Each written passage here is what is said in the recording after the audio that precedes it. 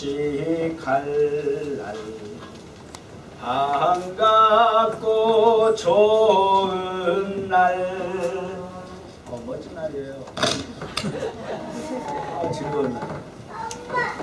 왜 그런지 아세요? 내 마음을 편케 하니 그 이상 즐겁고 기쁜 날 따라서 옛날에 천하만미 다 보좌 앞에서 참되신 삼위일체 거룩다 부르세.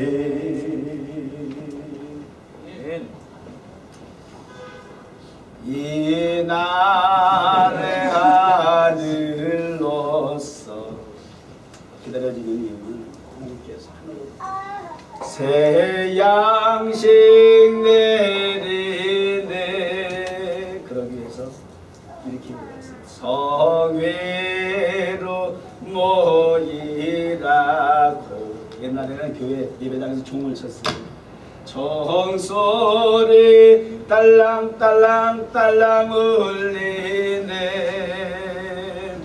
복음의 밝은 빛은 온 세상 비추며 또 영생 노래 흘러 시원케 하시니.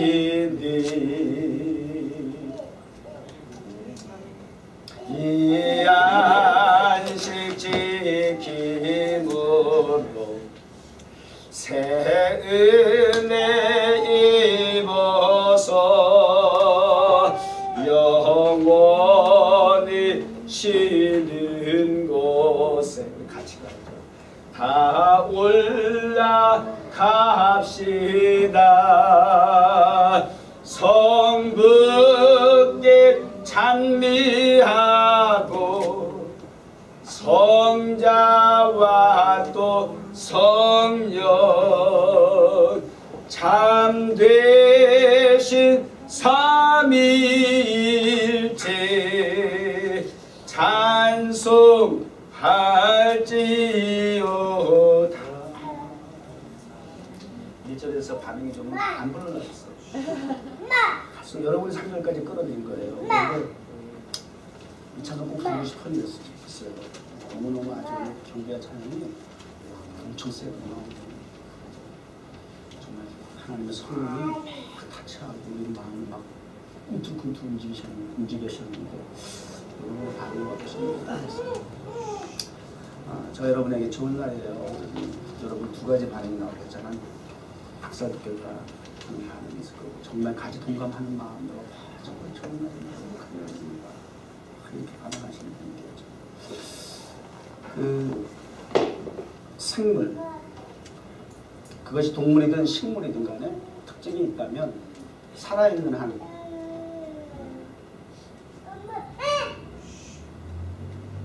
본능이라고 하는 것이 그거는 감각 본능이라고 해서 살아있는지 죽었는지 확인하기 위해서는 감각 본능을 확인해야 되죠.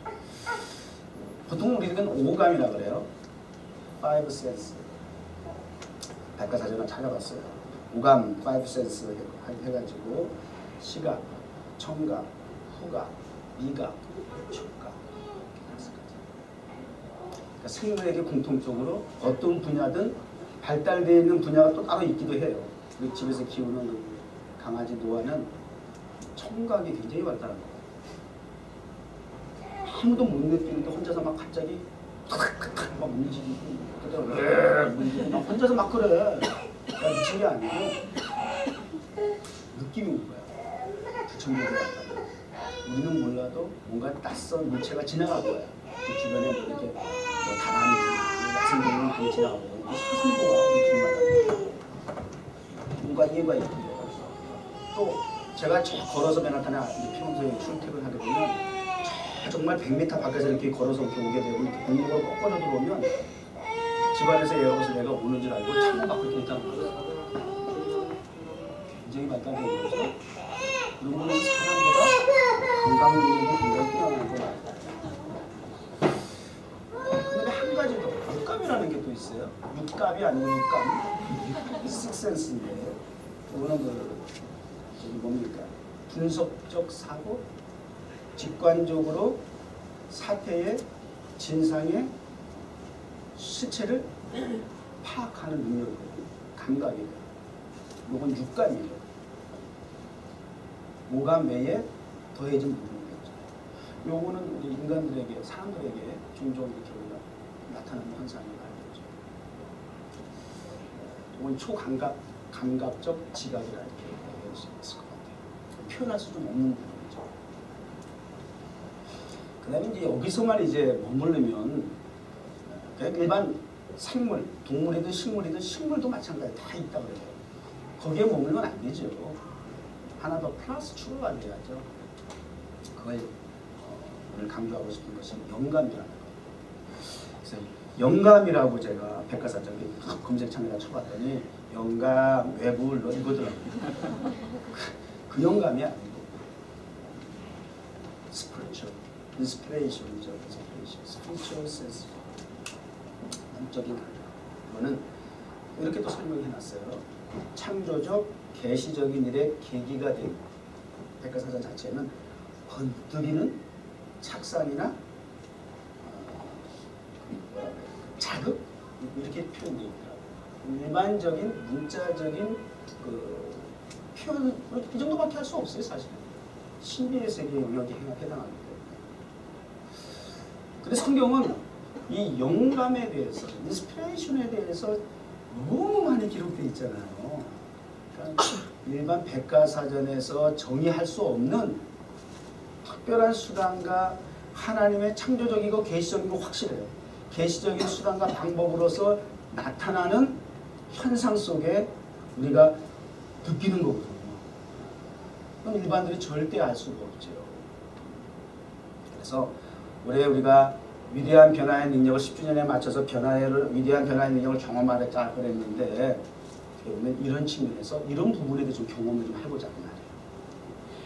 맨날 그 우감으로 그냥 맛있다 없다 뭐 그냥 그런 거 가지고 뭐 우리가 머물지 말고 하나님의 신령한 세계를 좀 볼 수 있는, 그래서 하나님의 의도하신 목적이 우리를 통해서 어떤 일을 이루어 나가시려고 하시는 것인지, 주어진 여건과 상황과 흔히 말하는 대로 모든 그 문제의 상황들이 의도하시는 하나님의 섭리는 무엇일까, 이런 차원에서 좀 깨달아지는 그 경험의 자리에 나가보자. 그랬을 때 그게 위대한 변화예요. 능력이에요. 단순히 물질 세계에서 변화되는 차원 말고요. 물질 세계에서 변화가 많이 가능하잖아요. 심지어 성경 안에서 병든 자가 낫고 말이죠. 앉은 데가 나고 눕던 데가 또 이런 차원도 신비로운 하나님의 세계이기도 하지만 더 신령한 보이지 않는 하나님의 세계를 경험할 수 있는 그런 기회가 됐으면 좋겠다 하는 생각이 들고요. 오늘 본문의 그런 의미에서 제가 좀 특별히 소개를 해드리고 싶은 말씀이 기록이 되어 있습니다. 사실은 여러분 잘 아는 대로 사울이 누굽니까? 스데반이 돌로 맞아 죽을 때 현장에서 목격자이고 증인으로서 예수를 따르는 추종자들을 아주 그냥 난폭하게 잡아 죽이는 일의 그 주도적인, 지난주 말했지만 악인도 두루라 그랬잖아요. 주도적으로 적극적으로 공격적으로 이를 집행해 나가는 악인이 있는데 그런 부류의 사람이었어요. 소극적으로 참여하고 눈치 보고 그냥 그럭저럭 어쩔 수 없이 따라가는 동참자 수준이 아니라 적극적인 가담자였어요. 그런 그가 이제 예수를 따르는 자들을 또 체포하려고 합법적인 서류를 가지고 체포영장을 가지고 그리고 다메섹으로 향하는 가운데 거기서 강한 불빛과 함께 예수님을 만나잖아요. 낮에서 떨어져서 눈이 멀어서 그런 상황 속에서 한편으로는 하나님께서 사울을 그렇게 한쪽에서 역사해 주셔서 소경을 만들어서 눕혀버리시고, 그리고 한쪽으로는 그 다메섹에 있는 아나니아라고 하는 신실한 하나님의 종에게 성경은 이렇게 얘기하고 있어요. He said to him, 하나님께서 주께서 그에게 가라사대 라고 하면서 단순히 언어로만 말씀하신 것이 아니라 인어 비전, 환상 중에 라는 단어가 거기 있어요. 하나님의 말씀하시되 인어 비전, 환상 중에라고 하는 표현이 있어요. 그러니까 신실한 주의 종 아나니아라고 하는 사람에게는 하나님께서 눈을 열어 하나님의 세계를 바라볼 수 있는 신비한 경험을 통해서 하나님의 음성을 들을 수 있었다. 아니 사실은 깨닫지 못해서 그렇지 사울도 다메섹으로 가는 그 도중에 주님의 음성을 강한 빛과 함께 이런 비전이에요. 근데 그때는 이 인스피레이션이 없었어. 그래서 누구십니까? 라고 할 수밖에 없었단 말이에요. 상황을, 진상을 파악할 수가 없었어. 인간적인 지식과 그리고 학문적인 배경과 그리고 가문의 백그라운드는 훌륭했지만, 그래서 정말 말 그대로 미쳐 날뛰는 오만하기 짝이 없는 교만한 사람이었지만, 그러나 영적인 인스피레이션이 없었어요. 그래서 강력한 주님의 그 빛을 보고도 주님의 음성을 들어도 깨닫지를 못해요. 누구십니까? 주여 누구십니까? 라고 밖에 할 수 없었어요. 그러나 이 아나니아는 이미 그런 동일한 상황이 주어졌을 때에 주여 말씀하옵소서 이렇게 나오는 거야. 이게 차이점이에요. 주여 누구시니까? 라고 하면 이거 좀 곤란해요. 주여 말씀하여 주옵소서. 우리는 이런 정도 수준이 돼야 돼요. 이 영적인 감각을 가지고 있는 그리스도인의 자세가 돼야 되겠죠. 그랬을 때에 이제 직가라고 하는 곳에 가서 이제 사울을 만나라 이렇게 지시하신단 말이에요. 그랬더니 아나니아는 사울이 어떤 사람인데요? 그리고 사울의 이 전력에 대해서, 소위 그리스도인의 입장에서는 전과에 대해서 소생하게 설명하잖아요. 그러니까 그 사람 만나면 안 됩니다 이거거든요. 만날 수 없습니다 라고 하는 거거든요. 그랬을 때 우리 주님께서 하시는 말씀이, 이제 우리 본문에 들어가서 하시는 말씀이 이제 시작이 되죠. 그는 말이죠. 네가 거부하고 있고 네가 부정하고 있는, 네가 불편해하는 악인 중에 악인이라고 생각하는, 절대적으로 그는 구원의 만연에 동참할 수 없습니다. 우리와 같은 그리스도인의 공동체에 들어올 수 없는, 우리가 그를 가까이 할 수조차도 없는 절대 악인의 대표성을 가지고 있는 그런 부류의 사람입니다라고 정의를 내려버린 거예요. 편견이 고정관념이 된 거죠. 굉장히 무서운 거예요. 그랬을 때 우리 주님께서 이렇게 말씀하시는 거죠. 가라! 단호해 주님은. 가라! 잔소리 말고 가라! 왜 가야 하느냐? 네가 그런 부정적인 고정관념을 가지고 표현하는 그는 나의 입장에서는, 하나님의 입장에서는, 하나님의 시각과 시선과 관점과 생각에서는 이게 중요한 거야. 그래서 이걸 들을 수 있어야 돼요. 이거 깨달을 수 있어야 돼요. 내 생각에 내가 보고 듣고 느끼는 것으로 거기에 머물러 있는 한은 우리는 문제의 본질을 파헤치지 못한 채 그냥 방황하다 갈 수밖에 없어요. 이걸 가르치는 거예요, 말씀. 주님은 이걸 깨닫게 하시는 거예요. 갈팡질팡하지 할 이유가 없다는 거예요. 지난주 말씀한 것처럼 이 해피엔딩을 향한 파이널, 하나님이 원하시는 파이널 할 수 있는, 꼭 목표를 향해 나아갈 수 있는 최종적인 주님이 원하시는 것은 방황할 이유가 없는 우리의 인생의 참 주인이신 예수 그리스도를 따라가라는 거예요. 그는 내 이름을 위하여, 내 이름을 위하여, 주님의 예수 그리스도의 이름을 위하여 우리 그리스도인은 이름만 그리스도인, 크리스찬, 주께 속한 사람이라고 예수쟁이라고 붙어 있어서 그리스도인이 되는 게 아니에요. 철저하게 나의 삶이, 나의 생각과 사고가, 행동이, 나의 삶이 예수 그리스도를 위하고 있는 거라고 하는 걸 확인해 보세요. 그러면 그게 그리스도인이 되는 거예요. 이름만, 타이틀만 가지고 되는 거 아니다는 말이에요. 자, 그러면 내 이름을 위하여, 그럼 구체적으로 어떤 게 예수 그리스도의 이름을 위하는 것인가? 이방인과 임금들과 이스라엘 자손들에게 모든 사람이다 그 말이에요. 위아래 없이 피부색과 언어와 문화와 지식의 많고 적음과 자리의 높고 낮음과 소유의 많고 적음이 관계가 없이 모든 사람이다 그 말이에요. 이스라엘 백성들에게는 딱 제한된 사람만이 구원받을 수 있었어요. 모든 사람을 위하여, 열방을 위하여, 내 이름을 위하여, 주님을 위해서 할 수 있는 일은 주님의 그 복음을 전하는 일이라고 말해요. 주님의 복음을 주는 그리스도이십니다. 주만이 구원자이십니다. 예수 그리스도를 믿어야 멸망치 않고 영생을 얻을 수 있습니다. 예수 그리스도만이 우리 인생의 행복의 주체가 되십니다. 방황하지 마세요. 돌아가지 마세요. 주저하지 마세요. 포기하지 마세요. 예수를 믿으세요. 예수 믿고 구원 받으세요. 예수 믿고 이제 더 이상 방황을 청산하시고, 방황은 죄의 결과거든요. 고통 속에, 고통의 과정이죠. 끝내야죠.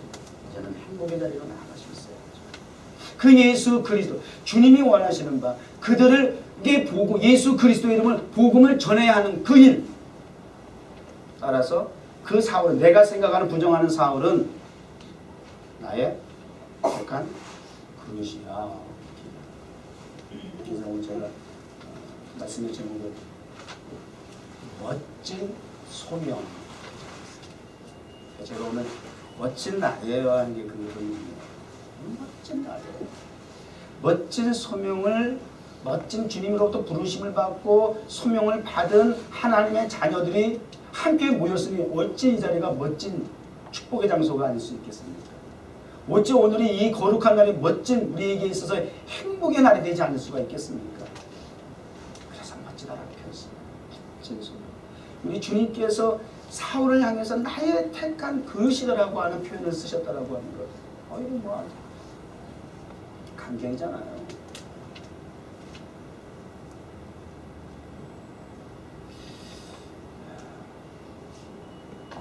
그가 내 이름을 위하여 얼마나 고난을 받아야 할 것을 내가 그에게 보이리라.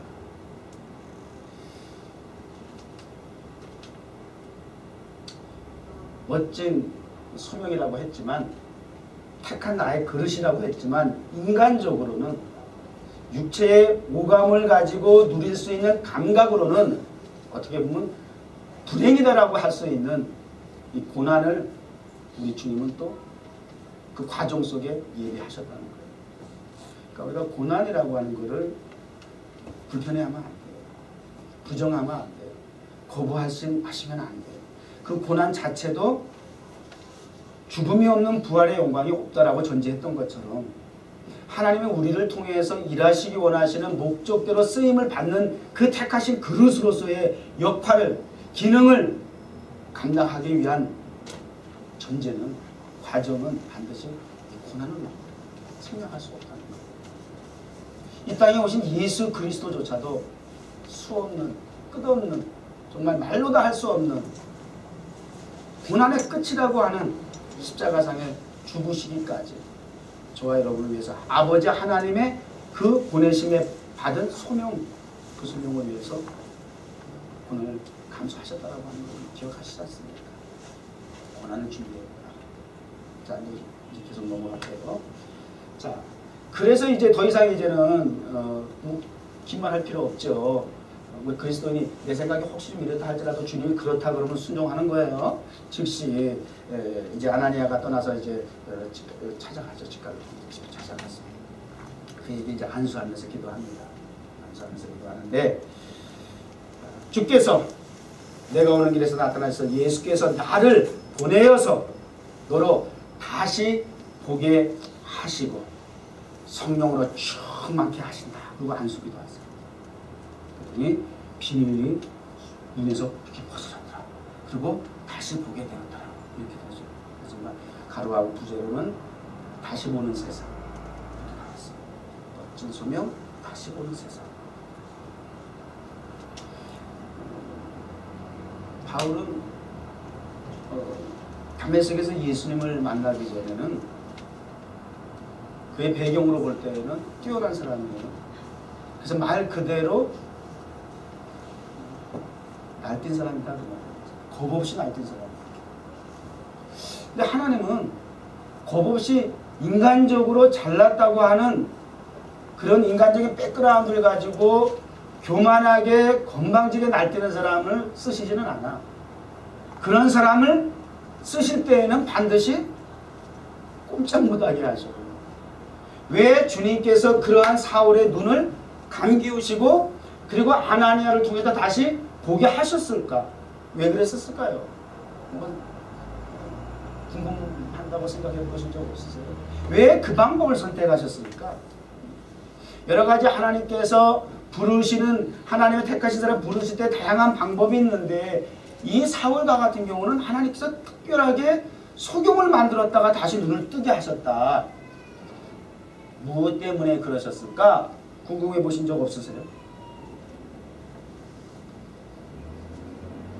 너무 잘났어, 인간적으로. 다 이제 사울은. 그래서 교만의 한 꼭대기까지 올라간 사람.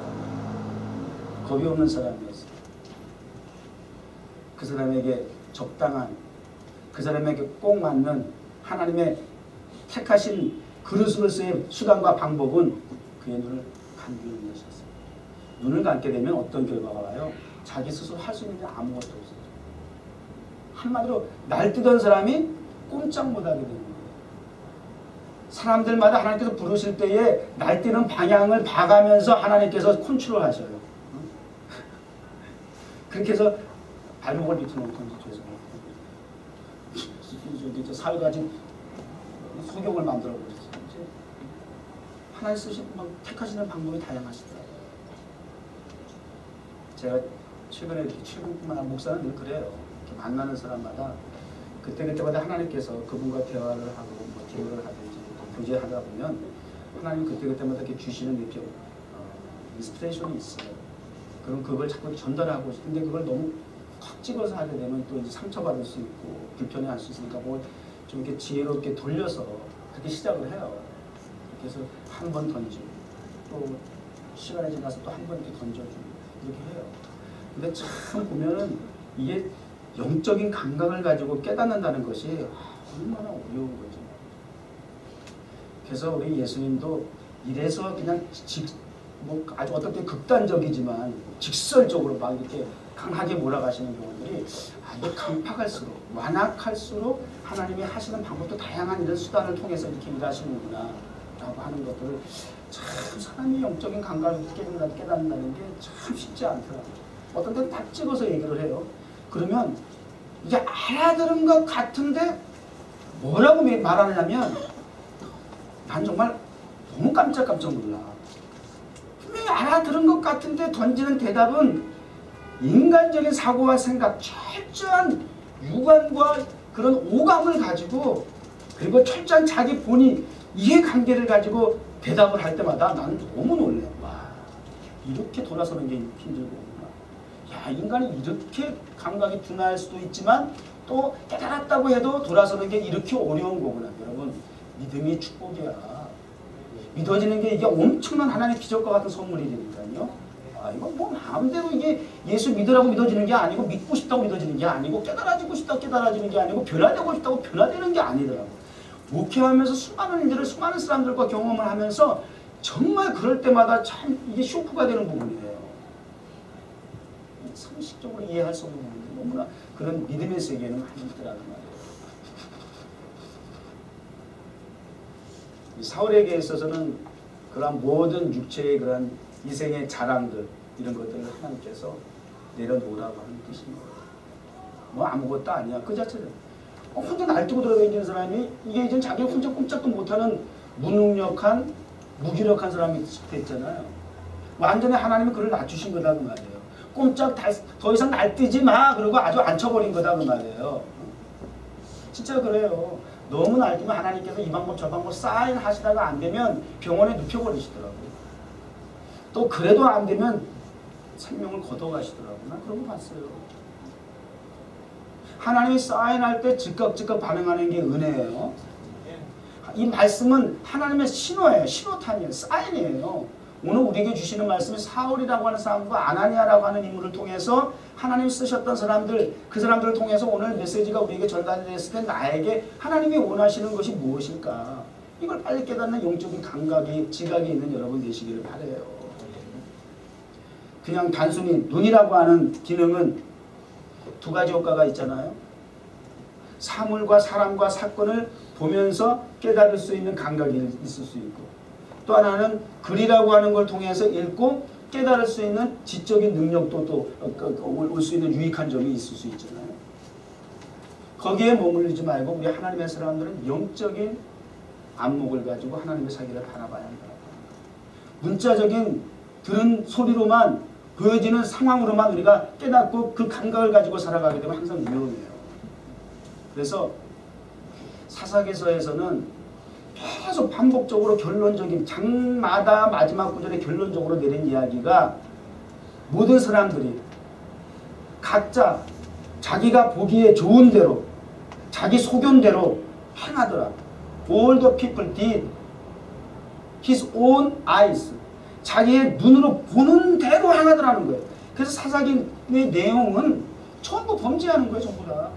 하나님을 떠나 자기가 보기 좋은 대로 자기가 느끼는 대로 자기 감각대로 소견대로 행하더라 라고 하는 일과 더불어서 새로운 장이 시작되면서 또 하나님 그때 사사를 세워가지고 이러한 인간의 오감, 육감을 다 제압하시고 영감이 있는 하나님의 사람을 세워서 하나님의 나라를 세워나가는 거거든요.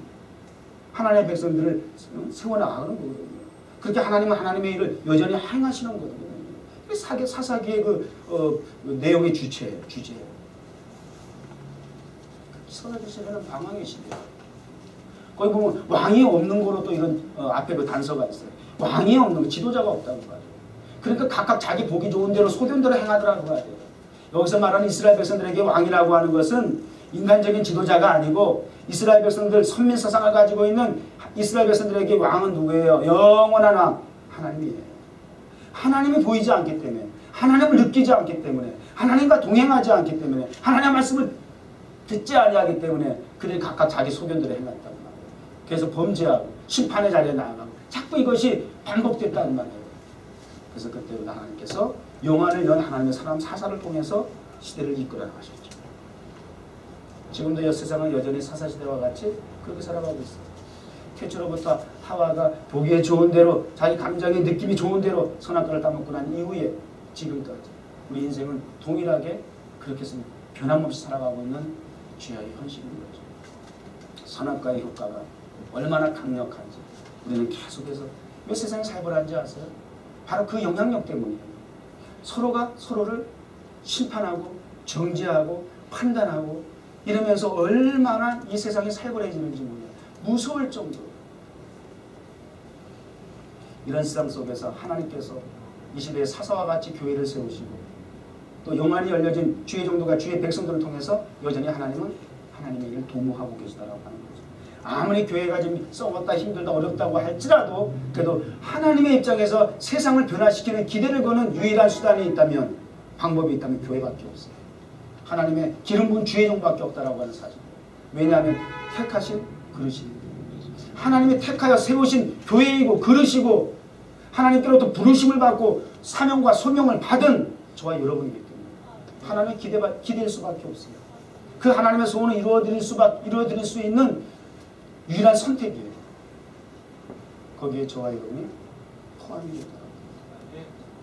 그런데 이 일을 감당하기 위해서는 인간적으로 날뛰어서 안 된다고 하는 거죠. 목회자도 자꾸 인간적으로 날뛰는 사람들이 좀 있어요. 자꾸 이렇게 정치 좋아하고 감투 좋아하고 말이죠. 인간적인 어떤 물량주의에 같이 눈이 어두워가지고 세상의 세속이 교회 안에 침투해가지고 이래서 좀 교회가 좀 어려운 거예요. 영안의 눈을 떠야 하는데 떠야 할 사람이 뜨지 못하고 있으니까 힘들어집니다. 방황합니다. 강력한 리더가 되지 못하는 거예요. 따라갈 롤 모델이 없는 거예요. 이럴 때 우리 뉴욕 교계의 우리 뉴욕 정원교회 주현신 목사 여러분이 이러한 때 사사시대 사사와 같이 하나님께서 영안을 열어서 하나님의 나라를 이끌어 가셨던 거죠. 그렇게 영향력 있는 택하신 그릇으로서 쓰임 받기를 정말 소망해요. 네. 자, 고난도 보여주실 것이고, 그리고 그러하여금 다시 눈에서 비늘이 벗겨지면서 다시 세상을 보게 할 수 있는 기회를 주셨어요. 그러니까 이제 세상은 더 이상 나라고 하는 그 주체에서 이제는 떠나서 포기하고 내려놓고 부인하고 나는 이제는 죄인 중에 괴수입니다. 이거 이해된 거예요. 이제 변화는 진정한 변화는 이거예요. 나는 죄인 중에 괴수입니다. 구원받을 수 있는 자격이 전혀 없습니다. 공고한 사람입니다. 사망의 몸에서 절대 나는 자유로울 수 없는 사람이었습니다. 오직 구세주 예수 그리스도로 말미암아 나는 참된 자유를 얻었습니다. 행복자가 되었습니다. 그리고 이제는 내가 사나 죽으나 내 몸에서 예수 그리스도만이 존귀되기를 원합니다. 이거는 그 삶의 변화예요. 눈을 뜨면서 새로운 세상을 바라보게 되고, 그리고 자기가 핍박했던 그 예수 그리스도의 이름을 새로운 눈 뜨고 보게 된 세상을 향해서 여전히 자기와 같은 모습으로 살아가고 있는 그 세상 바라보니 이거 답답한 거거든. 이거 너무너무 정말 미칠 정도로 모르면 모를까. 이제 알고 나니까 그다와 같이 여전히 죄악 가운데에서 주님을 모른 채 자기가 잘났다고 날뛰고 살아가고 있는 이러한 인생들을 보게 되니까 이게 눈 뜨고 볼 수가 없는 거야. 하나님의 시선과 시각과 영적인 눈을 가지고 그들을 바라보니까 옛날에 자기의 모습을 바라보는 것 같으니 견딜 수가 없는 거예요. 그래서 그는 주님의 택하신 그릇으로서 이와 같이 다시 보는 세상에 나아가 하나님 앞에 쓰임을 받게 되는 거죠. 이 영혼을 열어야 되는데 말이죠. 눈에서 비밀이 벗어져야 비밀이 벗어져야 됩니다. 옛날에 저는 지금 이렇게 안경 꼈잖아요. 이거 안경 꼈다 이렇게 하는데 저기 뭐예요? 가까이 있는 거 이렇게 안경 보세요. 멀리 있는 것도 써요. 그거 뭐라 그럽니까? 난시 근시 불편해요. 그래서 요거 말고 더 좋은 방법이 여기 이제 여기다 집어넣는 거 뭐죠? 콘택트 렌즈. 그 단계가 나왔었죠. 요거 불편하다고 해가지고. 그 다음에 인상이 별로다 해가지고 여기다 집어넣겠죠. 그러다가 요즘은 또 더 발달이 돼서 뭐예요 요즘은? 이것도 이제 안 끼고 뭐 하죠 요즘은? 라섹이라고 하는 걸 통해서 거기서 뭐 진짜 레이저를 써가지고 베끼는데 그래가지고 요즘 젊은 사람들도 많이 했어요. 그래가 시력이 진짜 좋아졌다는 거야. 그래서 저도 우리 아들도 했거든요. 그래서 내가 또 우리 아들 하는 데 가서 좀 물어봤어요. 나도 가능하겠나? 전혀 안 돼요. 왜요? 노안이라. 노안이란 말 알아들어요, 우리 자매님은? 미국 아가씨가 어떻게 내 말 다 알아듣고 사인하는데 내가 정말 웃겨 죽겠어. 노안이라고 했더니 막 이러고 알아듣잖아. 혹시 노안이라는 단어가 어려서 못 알아들을지라도 이거는 인스피레이션인 거야. 스피리추얼 센스가 있는 거야. 이 정도가 되면 정말 할렐루야지. 이게 왜 저는 사실 새삼스러운 것도 아니고 놀랄 일도 아닌 게 매주 월요일 밤마다 타임스 가운데 경험하는데 뭐 우리가 뭐 한국말로 찬양을 하든 기도하든 뭐 사람들이 얼굴에서 막 환하게 변화되는 모습도 우리 막 목격하잖아. 그리고 막 그냥 와서 반갑게 인사하고 눈물도 흘리고 이런 변화를 보는데 무슨 뭐 새삼스러울 건 아니에요. 우리 뉴욕 가든 처치에서 있을 수 있는 흔한 일이에요. 신비로운 기적과 같은 우리 뉴욕 정부께서 그냥 상식이에요. 보통 일이야. 깜짝 놀랄 일도 아니에요. 당연한 일이에요. 이렇게 우리 교회 수준이 정도 돼야 한다는 거예요. 이게 또 목사가 설교하면서 참 재미야, 재미. 얼마나 재밌을까. 고마워요. 미국 영어를 하면 더 이상해, 내가 죄송해요. 나보다 한국어 능청스러운 게 더 잘해가지고.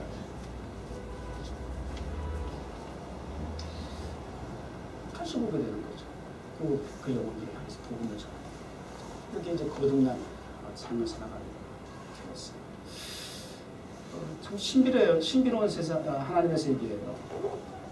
뭐 많이 간증을 했었습니다만 어머님이 저를 낳으실 때 지우려고 하실 때 하나님께서 환상을 보여주시고 감개상을 보여주고 금종을 보여주고 하나님의 위선을 보여주고 하나님은 주님 어머니는 마음속에 품고 막내 아들 이렇게 하나님께서 쓰시겠구나 라고 이제 기도하시는 가운데 일절적인 표현도 말도 하지 않은 가운데 제가 청소년식을 보냈잖아요. 그런데 저는 하나님께서 또 따로 아나니아와 또 사울에게 또 베드로와 고넬료에게 각자에게 하나님께서 환상을 열어서 말씀하여 주셨던 것처럼 저는 저대로 또 하나님께서 청소년 시기에 또 환상을 보여주시고 그리고 말씀해 주시고 은사를 통해서 막 이렇게 꿈을 심고 비전을 심어주시고 그것도 못 깨달으니까 우리 어머니가 저를 데리고 또 어느 기도원에 가가지고 기도원 능력이 있는 기도원의 원장님 찾아다니면서 그렇게 한소리 기도를 받게 하시고 한소리 기도를 받으면 기도하는 중들이 저를 향해서 세계 열감을 향해서 복음을 전하자라고 막 그렇게 기도해요.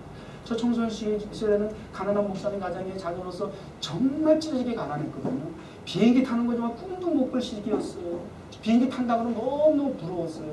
그래서 그렇게 기도를 받을지라도 세계 열방을 보여주시면서 그렇게 복음을 전한다 할지라도 저는 정말 아브라함에게 하늘의 별같이 바다의 모래와 같이 내 후손이와 같이 할 때의 사례와 같이 웃었어요.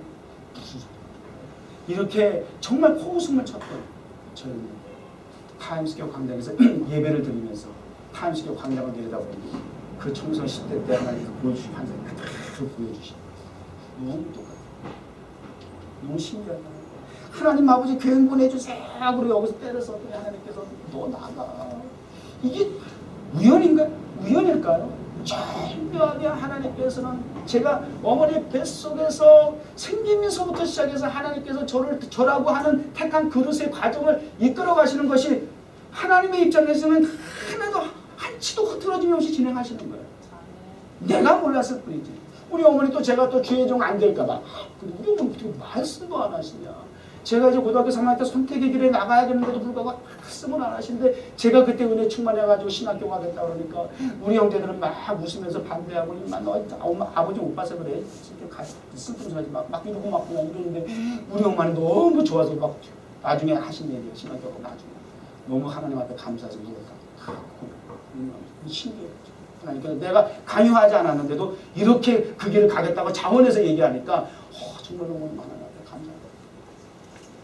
그런 하나님의 이끄심이 지금 시험 중반이 된 이 나이가 되어서 태어나기 과정에서부터 지금까지 하나님께서 동일하게 이끌어 가시는 그 놀라운 일들이 환상 속에 때에 따라 주시는 말씀을 통해서 동일하게 신실하신 하나님의 그 약속이 이루어졌다라고 하는 거예요. 내가 힘들고 어렵고 때로는 목회 현장에서 의도적으로 떠난 적도 있었어. 나 이러면 목회 못하겠어. 그러니까 이게 목회라면 저는 정말 하나님 못하겠습니다. 그리고 평생에 뉴욕종 목회 시작하기 전에 제가 그런 과정이 있었어요. 저희 하나님 이게 목회라면 저 정말 목회 내려놓고 싶습니다. 저 자격이 안 됩니다. 하나님 이제 알아서 하십시오. 그러던 그 과정까지 하나님께서 다 연결해 주셨어요. 하나님의 약속을 이루어 나가시더라고요. 하나님의 택한 그릇이 되면 방법이 없어. 빠져나갈 수가 없어. 요런필 생각하지 마.